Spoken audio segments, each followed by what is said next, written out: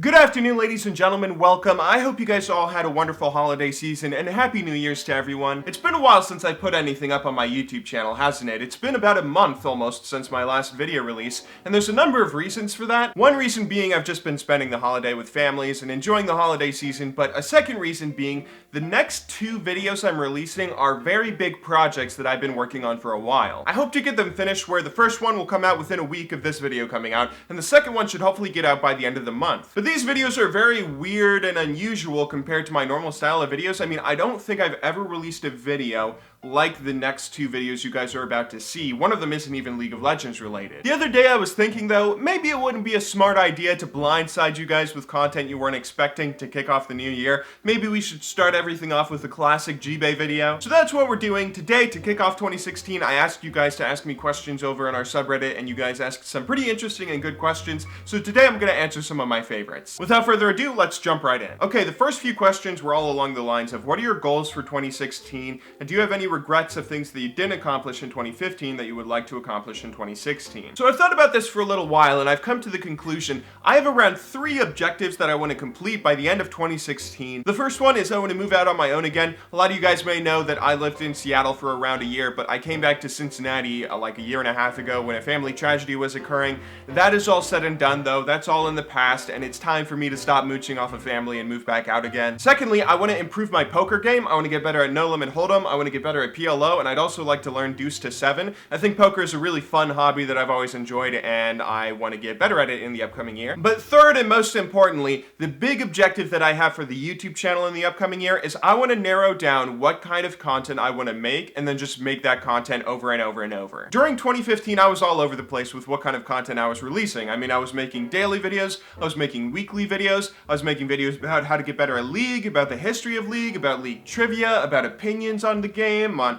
champion design, all sorts of videos that were really all over the place. I want to narrow down what kind of content it is that I want to make and then just make that content over and over and over. I don't want to set any goals for subscribers or views or anything. I just want to say, okay, let's figure out what it is that I like doing, that I'm really passionate and interested in, and then hopefully if I really enjoy it, then all the subscribers and views will come afterwards. Next question is, what was the best day of the past year for you? The best day of the past year for me, I forget the exact date, but it was probably whenever the League of Legends Creator Lab occurred. I actually have my shirt from it right here with my name on the back and everything. It was a really fun experience. For those of you that don't know, it was a time when Riot invited 40 League of Legends content creators, YouTubers, and streamers to all come out to LA, where we all just made videos together on like a bunch of different collaborations. It was really fun and exciting, and it was cool. It was cool because I got to see all my old friends again and make some new ones of streamers and YouTubers that I hadn't seen before, but it was also just really interesting to see how everyone worked, to see how everyone goes through the creative process, how they get their ideas for videos and how they execute on them, and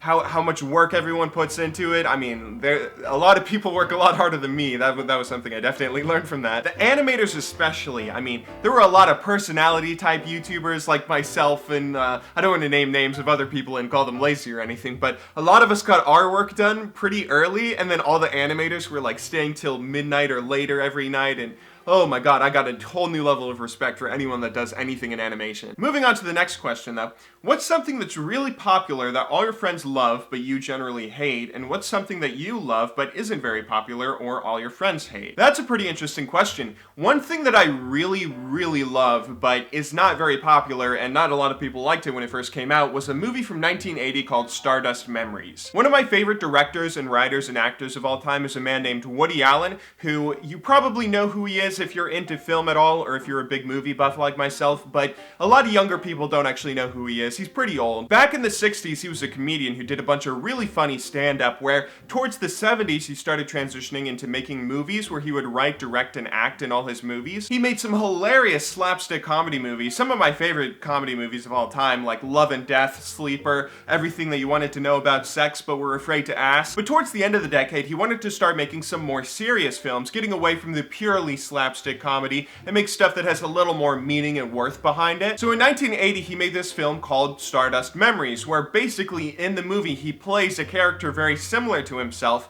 a director that got very popular and very successful for making comedy movies, but now he doesn't feel funny anymore. He wants to make stuff that has a little more meaning behind it. I think it's just a great work of art, though, that has a lot to say about the creative process and fame and what it is to be popular, what responsibilities you have, and it's just a fantastic movie in my opinion. One thing that everyone loves that I generally don't like very much is, okay, so you guys are all gonna hate me for saying this, but let me start off by saying there are some notable exceptions, like every Miyazaki film, Cowboy Bebop, Samurai Champloo, and a few guilty pleasures of mine, like Code Geass and No Game No Life, but for the most part, I really don't like anime that much. The way I describe my feelings about anime to people are, if you compare a middle-of-the-pack mediocre anime to a middle-of-the-pack mediocre American or Western show, like let's take an example, let's say Lie to Me. You guys remember that show with Tim Roth? It was just like another boring crime drama that was pretty cool and pretty interesting and kind of entertaining, but wasn't anything outstanding. It wasn't The Wire. And then you take a middle-of-the-pack mediocre anime, like, what's a good one? What was that one that everyone loved for so long? Sword Art Online. If you compare Sword Art Online to Lie to Me, I feel like anime generally has really interesting premises. Anime has a bunch of really interesting ideas to kick off a show, but then the Western show always executes better. Anime has a bunch of creative ideas behind every show, but they fail so often on a lot of basic storytelling things that need to happen in a show for it to be watchable, like pacing and character development and well-written characters. I mean, a good example is Kirito is such a Mary Sue. A Mary Sue is something that happens in writing when you write a character that doesn't have any flaws. So when you write a character that just accomplishes every goal they set out to do and overcomes every obstacle easily and never really struggles or has any things holding them back, they're just an empowered, perfect human being that is very unrealistic. That's exactly what Kirito is in Sword Art Online. Sword Art Online is a show where, Kirito, he starts off the game amazing because he was a beta tester, so he knows everything about the game, and even in the second arc of the story, it's ridiculous. He for some reason, because the new game used the last game's game engine or something, he automatically transfers all his stats over or something, so he's automatically a god at this new game too. When you have a character like Kirito that doesn't struggle at all, and the only flaw that he has is he's sometimes awkward around women, like every anime character ever, that's something that's a pretty basic flaw in the writing, and it really distances you. If a character is a Mary Sue, it makes it really hard to feel invested in a story, and it makes it really hard to feel like the character is relatable if they're this perfect, otherworldly thing that always succeeds at everything they do. In my opinion, anime suffers from a lot of basic storytelling issues like Mary Sue's, or even stuff as simple as pacing. The pacing is often really bad in anime. Attack on Titan, I watched for like 16 episodes, but I couldn't get past the 16th after. There was an episode where the entire thing was literally a flashback that, oh my god, I couldn't believe it. I was like, really? There's this big suspenseful moment and then an entire episode is just a flashback where nothing at all is accomplished. The storytelling in anime really frustrates me sometimes, and it makes it really hard for me to enjoy. I know a lot of you guys are probably gonna crucify me for this in the comments, but that's just my opinion. Anime is something that I don't love as much as everyone else in the world does. Next question, what are your favorite non-gaming YouTube channels?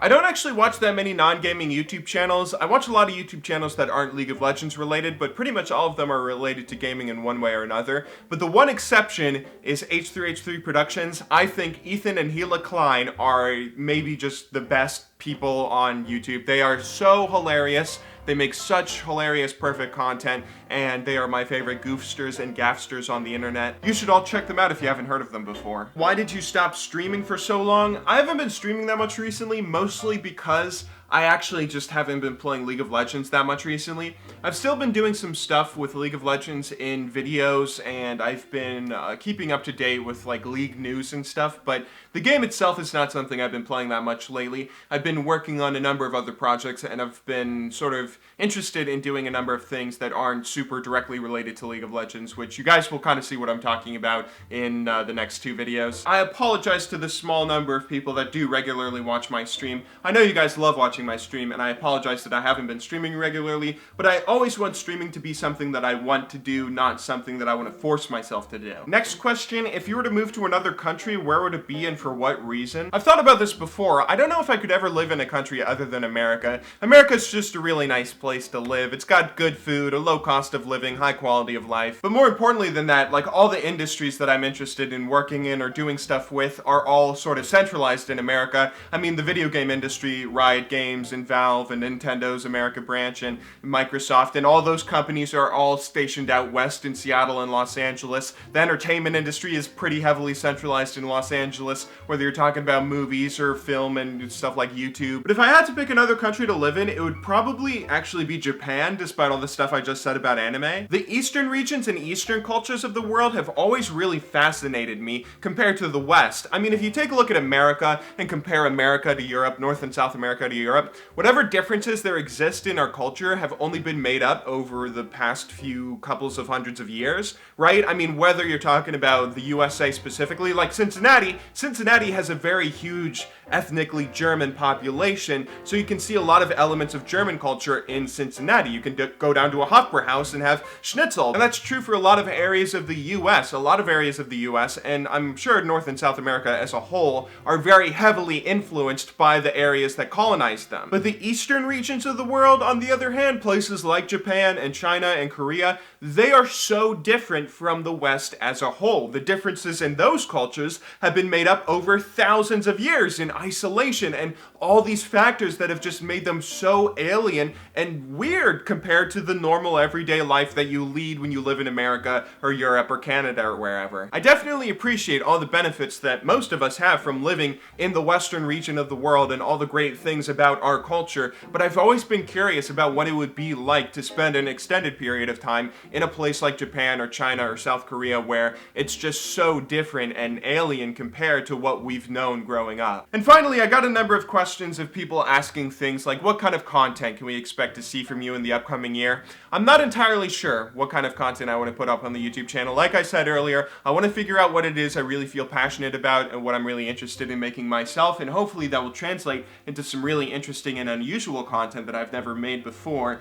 I think I'm going to be able to make some stuff that is better than what I've ever made before, though. I got a lot of really good ideas that I cannot wait to show you guys. I know I make a lot of empty promises, and I love to make videos like this where I just sort of stall for making that content that I promise will always be really good, right? But I really do think this upcoming year is going to be a great year for me. I hope it's a great year for all you guys, and I can't wait to show you what I have in store for all of you. Anyway, though, I hope you guys all enjoyed watching this video. I will see you all very, very soon, but until then, thank you very much for watching. Good luck in solo queue, and have a wonderful day.